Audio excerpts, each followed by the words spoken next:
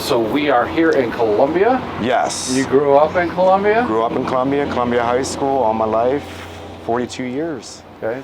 Yeah. Did you enjoy it here? I thought Columbia and Lancaster were kind of whack. So you don't know and appreciate it until you get away from it for a few years, how much of a great place this really is. And now Lancaster's become like the #2 place to retire. Like, it's amazing, the growth that's going on. And right now Columbia is growing so much with the antique shops, and there's a lot of investors in town bringing businesses in. So super cool and proud to be a Columbia, resident. But you left Columbia for a while. I did. Where'd you go? I went to Las Vegas. Okay, what took you to Las Vegas? I was in the hospitality industry all my life. I worked at the log cabin here locally, a lot of restaurants here locally.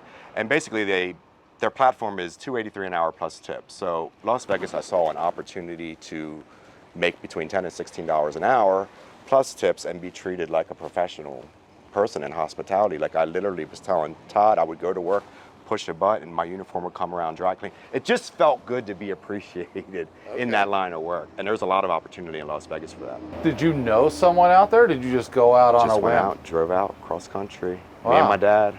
Okay. And I stayed there, yeah. I worked for Wolfgang Puck out there. That was my first job. Oh, So it was very pretty cool. Yeah, it was very cool. So how'd you like that atmosphere? At the time, it was fun. The hard part was I wasn't around any of the friends I was accustomed to. I had to start from scratch. It was like moving to a brand new place. So no friends and family out there. I was literally on my own for the first time in my life. And it felt great, actually. It really did. Did you have any life-changing moments while you were out there? Oh, life-changing moments. Yeah, I basically probably had a little bit of problems with addiction here locally and explored that furthermore in Las Vegas and pretty much hit rock bottom out there. Oh, okay. Yeah. What were you getting into? Hard drugs. Yeah? Yeah. Started mellow here. Started mellow here and out there. It's Sin City, and if you have any vices, it's going to definitely play into that. There's vices, and it's definitely going to take a hold of you. But I think what happened here, being from Columbia and being around friends and family, they would never allow me to hit rock bottom. They love me too much. Do you know what I mean? So it's almost like I needed to get away to finally go through that process in life. Yeah. How'd you realize you were at rock bottom? I was living on the streets. Basically my alarm system in the morning was a sprinkler going off in the back of a community park where I was sleeping. I had the shits of it and finally called my mom and said, it's time for me to come home. That was it. It was either that or probably 6 feet under, to be completely honest. That's how bad. I weighed 180 pounds when I moved out there. And when I moved back, I weighed 105 pounds. So it was 105 pounds. Oh, wow. Yeah, it was pretty. So what happened? Like, I guess you just, one thing led to another? I think anybody that's battled with addiction, it's a misleading relationship that you get into. Okay. It treats you with love at the beginning. You're high.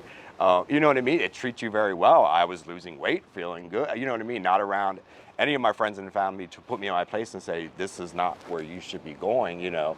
So it was a wonderful relationship that I was honestly in for that time period until I realized the medical things that were. I was admitted to the hospital for 2 months. I was literally, my kidneys shut down. Like, it was very, very bad.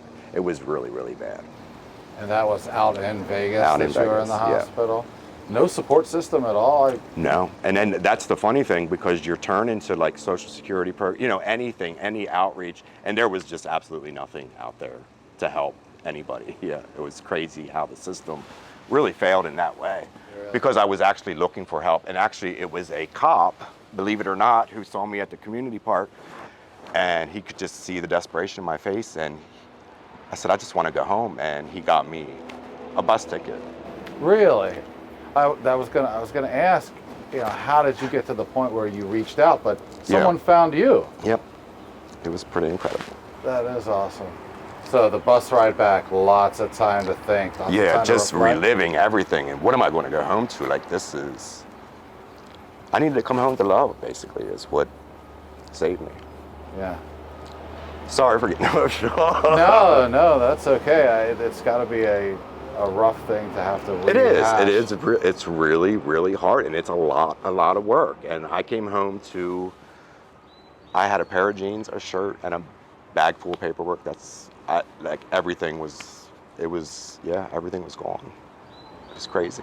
So when you got home, what was that next step? Very awkward. It was just awkward. I had a lot of healing to do. I don't think I was mentally right off the bat. Like, you don't just, it's not an overnight thing. It was a lot of work with me and my family adjusting to me being back home, you know, seeing friends I haven't seen for years. I mean, my God, they had kids, and I've just been so out of the loop for 5 years. It was really life-changing to see like what I really missed out on in life. It was crazy. How old were you when you came back? I would say 36. 36. 36, yeah. Okay. So you got home, you got yourself clean. Yes. How did you make it through that process? Was it all just you, or did you have a support system? The drugs weren't here. I Okay. think. I mean, honestly, I didn't have access to them. Okay. And I'm living with my folks. I can't be getting high in my house. Do you know what I mean? And I had to work really hard. Like, my first job back here was with the Belvedere. So I put my ass on the bus every day. You know what I mean? And I had to do the work to get myself out of the situation.